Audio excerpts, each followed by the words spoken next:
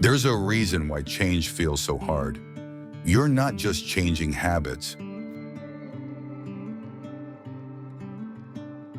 You're changing your identity, and your identity fights to stay the same.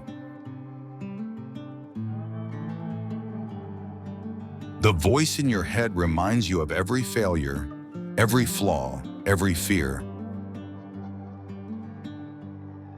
You can't outperform your identity. James Clear. Real change begins when you stop asking, "What should I do?" and start asking, "Who do I need to become?"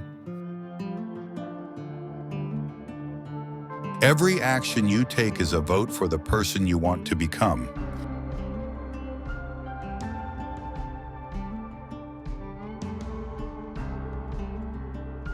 You're not faking it. You're training your brain to believe a new story. Eventually, your beliefs catch up with your actions, and your identity upgrades itself.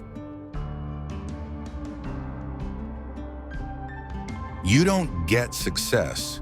You grow into someone who attracts it. Upgrade your identity, and success will follow.